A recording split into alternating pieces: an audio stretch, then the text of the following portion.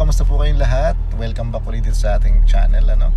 Gusto ko lang gawin ang video na ito dahil meron pong nag-message sa atin na isang kababayang OFW dito sa Qatar. At medyo nakaka-alarma po dahil sobrang higpit po pala nila pagdating sa ganitong bagay. Kaya mga kabayan, panoorin nyo ang video na ito para maging aware kayo kung ano yung dapat nyong iwasan, kung ano yung dapat nyong gawin at dapat hindi gawin. So here is the message. Itago na lang natin si kabayan sa pangalang Max. Ang sabi niya dito, "Sir, na-deport po ako last November 11 sa Qatar due to lip gloss and sunscreen. May chance po ba ako makabalik sa Qatar or makavisit? Salamat po and thank you and more power." Ayan. At syempre, sinagot naman natin si kabayan at humingi tayo ng permiso kung pwede ba natin gawa ng content ang kanyang message. At pumayag naman siya. Ito ang detalye.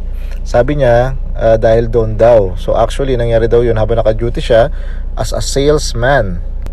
At mayroon daw nagpanggap na dalawang customer pero di naman daw bumili. Maya-maya, nagpakilala sila na CID. Pinunasan daw ng wipes yung muka at bibig niya. Tapos kumulay daw yung lip gloss. After that, nila daw siya sa preventive. So, klarong-klaro po mga kabayan. Dahil nga po gusto natin makapagbigay ng impormasyon tungkol sa bagay na ito, nag-research po ako kung ano po ba talaga ang rules ng Qatar regarding dyan. Sabi naman po dito, wala naman daw specific rule ang Qatar na nagbabawal sa mga lalaki na mag-makeup. Diba? Pero sabi dito, but the country has laws against public indecency and behavior that violate public morals. So sabi dyan, men are still expected to dress modestly and avoid overly feminine or revealing styles. At ito naman po yung mga penalties. Sabi dyan, penalties for such offense can include fine up to 5,000 riyal or imprisonment for up to 1 year. Kaya mga kababayan, kung ayaw po natin matulad or mangyari sa atin yung nangyari kay kabayan, paalala dito, maging respectful po tayo. Avoid po natin ang mga revealing na damit.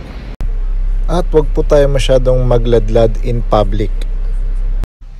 Ayun nga kabayan, paalala lamang po sa ating lahat, lalong-lalo na po doon sa member ng ating mga LGBTQA+, na maging respectful po tayo sa bansang kinaroroonan natin, sa kanilang batas, sa kanilang culture, the way tayo manamit, the way tayo mag-makeup, yung paano natin i-present ang ating sarili sa public. Hindi po tayo nandito para mag-judge ng kung sino man. Ako po personally, nalulungkot po ako doon sa sinapit ng ating kababayan na na-deport po siya dahil lamang sa ganon.